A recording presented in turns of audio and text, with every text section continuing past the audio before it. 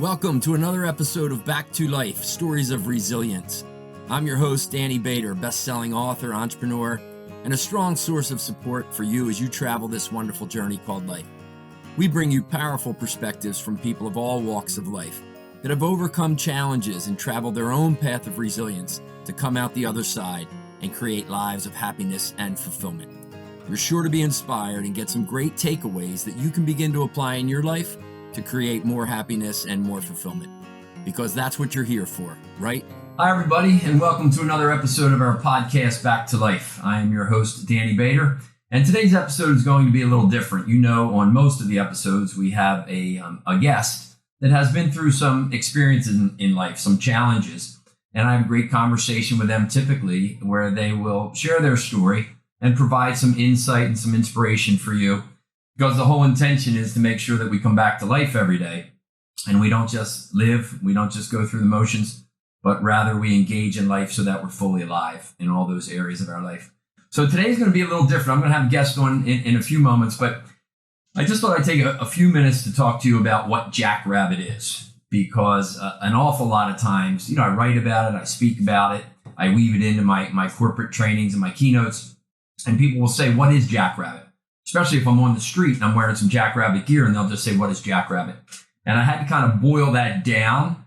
And what Jackrabbit really is it's a model. It's an approach. It's a set of principles that I have found to be pretty powerful. When you live those principles and you act upon those principles, life is pretty good. And when it's not so good and you're in a bit of a shitty place, these principles have a tendency to get you back.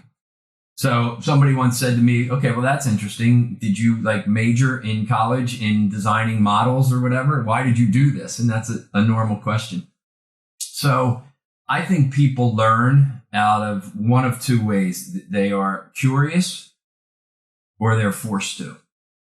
And for me, it was the latter. I was really forced to take a look and say, okay, what principles, what way of living is really important for me to come back from what I need to come back from. So the defining incident, right, in movies, I guess they call it the inciting incident, where the character, something happens to that character and the character will never be the same again, right? So we've seen it, you know, in Star Wars, it's Luke Skywalker when they come and they kill his aunt and his uncle, and now life's never going to be the same for him. Seen it in so many different movies. For me, it was an accident that I had in 1992. Really good friend of mine, Bruce, and I were working. We lowered a ladder. We hit an electric line. It had about 8,000 to 10,000 volts of electricity in it. Came down the ladder and it killed me and it killed my friend Bruce. I was dead probably for about 8 minutes, according to an eyewitness there. And then I came back to life. And Bruce didn't that day. We lost a great man, husband, father, brother, just a really, really good guy.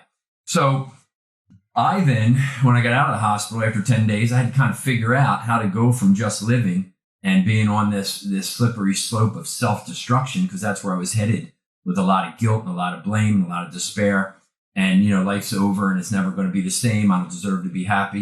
You know, all this kind of head stuff that I had. So with the help of God, my faith, and a lot of good friends and family, I was able to move through that difficult time. And then years beyond that, 15, 20 years beyond that, I started to pursue a profession in coaching. And I went to a coaching school out in Santa Barbara, the Hudson Institute, really good coaching program. And at the end of it, 8-month program, they said, okay, you have to do a project to finish, to graduate. And one of the options was you could build a model. You know, so Stephen Covey, many of you may be familiar, he had the 7 habits of highly effective people. Jack Canfield had sales success principles. So there's a lot of people in my line of work, in our line of work, you know, they put together a model. They say, okay, here's Danny Bader's spin on this, selling or living or whatever it might be. For me, it was really just being fully alive in this thing called life, with its ups and with its downs. So I reflected, and this was 2007, and the accident happened in 92. So I reflected on my journey from 92 to 2007, and I said, what principles did I apply in my life that got me kind of to where I am now, reasonably healthy, married, working, children? And that's where I put the model together. So it's really based on 5 principles. It's based on developing a vision for yourself. It's based on being still, right? And journaling and meditation and disconnecting from the world. The other principle is to know yourself, really understand your values and your beliefs and your mindset and where you need to do some work there. And then the fourth one is to seek support, really ask for help. And also the other side of that is to be support, especially in these times we're going through right now. I would actually bet that there's somebody in your life that needs you more than you're showing up right now. So just slow down, take a look around and see where maybe you can give somebody that helping hand. And you'll feel good about that as well. And the last principle is to evolve, to undergo continuous and gradual change and growth. So there are the 5 principles. And then, in the writing and in the workshops, you kind of peel into those and you peel them back a little bit. I call it Jackrabbit because of all the animals in the animal kingdom. The jackrabbit has really good vision. Its eyes are far back on its head and kind of high up. So if I'm a jackrabbit right now, I have full awareness of what's going on around me, which is so important for us as people. Right? When we're just living and we're going through the motions, it's kind of, okay, I'm focused on my job, or I'm focused on this relationship, or I'm focused on my health. And the key is to be fully alive and look at all of those areas and make sure that you're engaged in them appropriately so you're creating the life that you want. Because at some point, this chapter of living will be over. And when your body stops, there's a part of you that doesn't stop. That is in my story as well. So that's what Jackrabbit is. You all have an approach to living, and you apply those principles most times unconsciously. So I would suggest to you as we cross over into the new year, just slow down and take a look and say, okay, what is my approach? If I had to put a model together and say, okay, here's the principles by which I live, here's the principles that I apply in my life, what would they look like? I wrote about Jackrabbit in the book Back to Life. I'm thinking many of you have probably read that one. And there's a young man in there named Jake. And Jake is essentially on the same journey that Danny Bader was after I had that accident in 1992. I couldn't write the book in first person. I just really struggled with that. And as soon as I made up characters and got a little bit more creative with it, the story started to flow. And then I had some great editors that helped me as well. So what we're going to do on this podcast now is I told you I am going to have a guest, and he's going to join us right now. And we're going to chat a little bit more about the story. So I would welcome our son, Joey Bader. Hello, Joseph. Hello, please. The applause is How are you? Too much. Good. This should be interesting. So I've done a podcast with Lizzie, and I've done one now. I'll be doing one with Joey. Joey's our middle, and then we have our oldest son is Luke. Starting at the bottom and going up. Starting at the bottom and going up, yeah. So we're going to chat a little bit about this story because Joey just graduated from film school out in Los Angeles, and he is an actor and a writer and into that whole world of storytelling. So Joey wrote a screenplay for this, and we'll talk about it and the title, Back to Life, or is it going to be Jackrabbit? But he worked very hard, and I kind of collaborated a little bit with him to take this and say, okay, how would you make this into a story that's going to show up, on TV or on the big screen? Yeah. So how did you, well, first of all, a lot of times when directors and writers are interviewed, they would say, well, how did you come to this project? Yeah. And I guess you would have an answer, but quite simply, he came to this project because I'm his dad. I've been feeding him and paying for him his whole life. And I said, you need to write me a freaking screenplay. Mm-hmm. So that's how you came to the project. Yeah. But what was your initial reaction? I mean, you know the story. Well, it's interesting for me because I know the real life story. Mm-hmm. And then I know how you made the book a little bit different. So there's 2 stories, but really there's 1 story. Right. So I've had that unique perspective to grow up and see both of those stories. Mm-hmm. So when the book first came out, I thought it was really cool that crafted this fictitious story to tell something true. Mm-hmm. And I knew that the movie could almost mirror the book perfectly just because of the way you wrote it. So I was really excited. Mm-hmm. So when you got into it, when you say it would mirror the book almost perfectly, there were some changes that you made, and we had some good conversations around those changes. So what in the book, what about the story? Who's the story for? Who would you recommend that reads this book or watches this film once we get some people interested and we make it? Well, the story is almost, it's definitely for everyone. Mm-hmm. There's something in it for everyone. I know that's cliche, but it actually is because it's set up almost episodically. Mm-hmm. You get a new character, comes in every 10 minutes or so, and you keep learning and evolving right with the movie. So someone can I don't really relate to that character as much. But 10 minutes later, oh, that character comes in. Right. And that we are Jake, and the audience is Jake because Jake is experiencing that same thing. He's like, I might learn something from this character, but then I learned something different from this character. Right. So it's not a very specific kind of linear thing. It's a greater web, and you take something from everyone. Yeah. Jake's the main character in there. And I think that's important. I think that's the way that I set out to write it. And it's interesting that I do, I get a lot of feedback from people who have read the book that said, I liked this character, this part really, I felt like you were talking to me, or I felt like I was walking, in Jake's shoes a little bit. Who are some of your favorite characters without giving away too much? I like them all. I think one of my favorites is probably Paul. Mm-hmm. He's definitely, Paul and Brendan kind of had this Obi-Wan Yoda thing, and if Jake is Luke. Right. And I think of Paul as more of the Yoda. Yeah. So Joey's big Star Wars fan here. So I really like him because he's more in touch with he kind of says less. And right.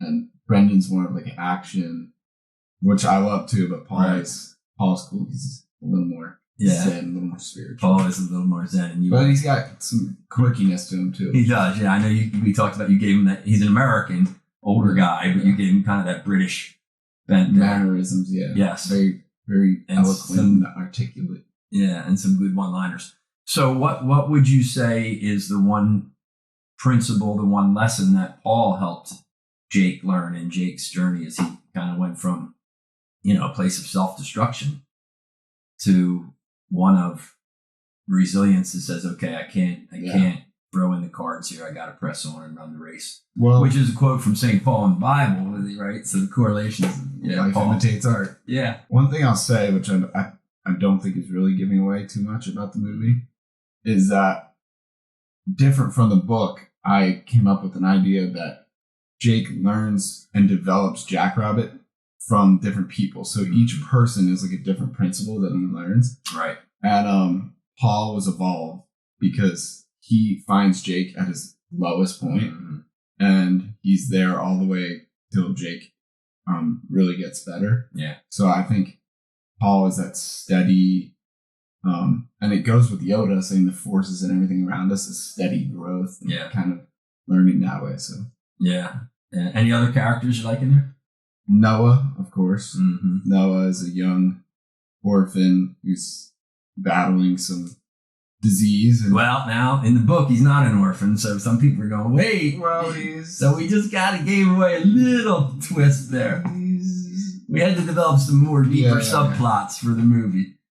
So still no spoilers, obviously. No spoilers. We gotta give him a little taste. Yeah, we did. No, like he's. I wrote a line that he's like a mini Don Rickles. He is. Which pretty much sums up everything about him. Yeah. Yeah, he's Mr. Warmth, but he's got that honest crack to him, which I always think is funny, especially in children. Yeah, he's a little wise beyond his years, for sure.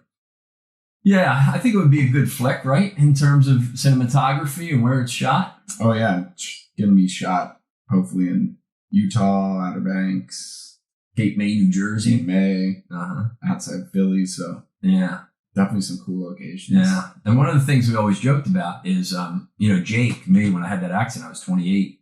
And as Joey's been pursuing, the arts and the acting thing, I've had the book out for years, and we've talked about a movie. We really haven't put a lot of focus on it, although we're doing that now, and we have a couple of people that are helping us with that. But Joey would always joke that he could play Jake, and now, he actually, you're 20? How 24. I know I should know how old your kids are, but I don't. So you're 24, so that would be a pretty interesting twist if the story is based on a real life event, and the son of the guy that went through it is actually playing him. That could be pretty cool and make for some good conversations. What's your favorite Jackrabbit principle? You've been listening to me. Yeah. Sometimes, hey, no eye roll. Sometimes as I've gotten older, there's been less eye rolls. I've come to understand them more. Recently, I think. Well, not recently, but I think Be Still is probably one of my favorite. I've started meditating a little bit here and there, but I've always found it to be like kind of euphoric. I used to do it a lot on my bodyboard out in Steggers Beach, Cape May. Mm-hmm. Just, and now that I live on the West Coast, I love hiking in the desert and stuff. So you can almost see the world in like a different perspective once you take a step back, and you sit and you reflect. So Be Still has been one that I've been using a lot more. Yeah. Yeah. I know during the pandemic, Joey went to spend time with his roommate's family out in outside of Las Vegas. And you said getting out in the desert, experience some of that quiet was pretty good. Yeah, it's pretty awesome. Yeah, that's pretty good. What's so you like Be Still? What do you think is one of the most powerful principles of Jackrabbit? I think probably the most powerful and one that really applies to this movie and the book is seek support. Because humans are social beings and we need people. We can't live in isolation and we can't keep our feelings and stuff deep down because that'll cause spiritual and physical problems. It'll manifest. And so this book is really about seeking support. And it's kind of ironic because at first he doesn't want to seek support. He actually wants the opposite. Oh yeah, nobody understands. Yeah, right? and that's how he learns it, because he realizes like halfway through, he's like, wait, I'm getting all the support. I should tell people that they should go and find it instead of harboring this stuff inside. So I think that's a really powerful one, that if you don't have that, all the other ones can kind of fall apart because you can't do everything alone. Yeah. So there's probably somebody out there now listening to this or watching us right now that may be in a bit of a rut and not asking for help. Yeah. Why do you think people don't ask for help? Why do you think people don't seek support? Well, I think a lot of times it's embarrassment or fear. Will Smith talks a lot about that in his skydiving story about how he's so scared to jump out of the plane, so scared. And the second he jumps out, all the fear went away. Right. And I found that to be true too. Like, I was just talking to my cousin Caroline about acting, and she was like, yeah, it's so nerve-wracking. I was like, yeah, going into it, you're so nervous. Then during, you completely forget, and then when they say cut, all you want to do is do it again. Right. So fear is a weird thing because it goes away as fast. Yeah, that's the same thing McConaughey said. You and I have talked about Matthew McConaughey wrote that book Green Lights that came out. Yeah. And that's what he said too when he's acting and he's so much in it. And they say cut, he's like, let's do it again, and they go, no, we're done, we're finished, it's a wrap. And he's like, no, it's like a runner's high. Yeah. You want to kind of perfect it. Yeah, so I think fear and then embarrassment too, maybe, which is weird because you think, oh, I have this problem, like I don't want to tell this person, they'll think this of me, but everyone has those problems. So that person probably has a problem you don't even know about. Yeah.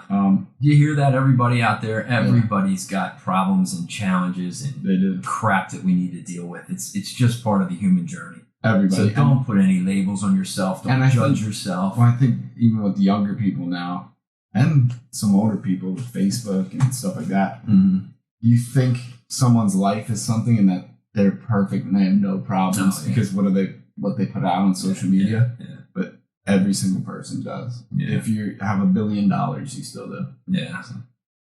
So asking for help is a big one. Oh, yeah. All right, cool. So I appreciate Joey coming on, and I appreciate you helping me out. And, anybody out there that knows any filmmakers, you know where to find us. Like I said, we got a couple people looking at it. But maybe grab the book Back to Life and take a look at it. You can also find a lot of my information on DannyBader.com. I've got my YouTube channel where I talk about all of this, my message is my message, really. It doesn't change too much. So when people say to me, hey, can you come do something on leadership or this? And I'm kind of like, I used to do it, but I say, no, this is kind of my wheelhouse, right? Let me just slow people down, help hold up the mirror so they can observe how they're living and hopefully inspire them to experiment with some changes and things. But one of my principles, my favorite principles are my principles. This is just my spin on it. They've been around forever. That sounded crazy. One of my favorite principles of Jackrabbit is that vision, the ability to imagine what needs to be real. Yeah. And I've been doing that for some time. And, there's a lot that goes with it. You can have a really big, bold vision, but if you got a bunch of beliefs, fear, and everything else, you're not going to achieve it. So for years, I had vision, and a lot of it, it would happen, but then some of it wouldn't. And I realized that it was just, I was still kind of stuck on some things. I didn't deserve it. I was scared. What would people think? Those kinds of things. So you got to do the work. There's a lot of work that needs to be done. Yeah. We actually did, too, for everybody out there, we put together a course called Back to Life based on the Jackrabbit principles, where I walk you through about 29 different videos. So that's available out at our website if you want to take a look at that. Maybe a good time of year for you to kind of get in there and slow down. I'm happy New year too coming. Yeah, happy to guide you through that. So here's my question for you, Joey, before we leave, as we cross over into 2021. If you have a really good year in 2021, what needs to be real? What's your vision? Just writing, acting, working on sets. That's really all I want to do. Just keep making things. We just wrapped something in November, and I just want to keep doing that. But what would be some of the, I'll put you on the spot a little bit. How would you know you had a good year? I mean, do you want to do 2 films? Do you want to do a couple of commercials? Or I wouldn't put it like I have to do 2 films or I have to do 5 commercials, because that's just kind of arbitrary numbers. I just want to be doing it. I don't know if it will be a lot, a little, spaced out, big chunks. We're making another one in January, so I know I got that to look forward to. So this is kind of the next one. People say that a lot in the industry. What's the next one? Right. And that would be it for me. Just getting some fulfillment out of creating film. And getting this script made into a movie, right? Oh yeah. Yeah. That's my one. Yeah. Get it on Hallmark, maybe, huh? Maybe. Mom would love that. Yeah, she would. Hallmark.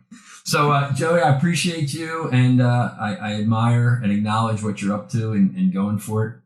I often hear people, life is tough, right? For everybody. Joey's pursuing being an actor and a writer, and people go, oh my God, that's really tough. Nobody makes it. Many people. Yeah. How do you deal with that before we leave? When somebody says to you, oh, that's a tough business, Someone's got to do it. Someone's got to do it. Yeah. It's pretty simple. Someone's got to do it. Do you believe you'll be successful in this business? Good. Yeah. And then you could take care of your mom and dad when you're old. I have a good support network around me. Yes, so yeah. I definitely was seeking support around it. So. And it's something you've wanted to do since you were a little kid, right? Yeah. You always said you imagine telling stories and imaginary characters and all. All right, everybody. Well, I hope you enjoyed our chat, my little explanation of what Jackrabbit is, and maybe there's some things there that you can apply. And I trust that you enjoyed meeting Joey, those of you that don't know him, and listening to how he helped me and supported me. And I trust that at some point, the movie version of Back to Life will be available for all of us. Oh, yeah. So until then, wish you all the best. And just remember, there's a hell of a difference between just living and being fully alive. Just take care. Thanks, Coop. Yep. I love you. Love you too. And that's a wrap on another episode of Back to Life, Stories of Resilience. Be sure to share this episode with your people and connect with me on my social media platforms. You can also visit www.dannybader.com to get some cool Jackrabbit t-shirts and support the vision to end ALS, as well as my books and my online trainings. So until next time, I am certain the powerful perspectives you heard will inspire you to make some changes to how you think about your life, begin to experiment with some new actions, and create more happiness and fulfillment in your life, because that is what you are here for, right?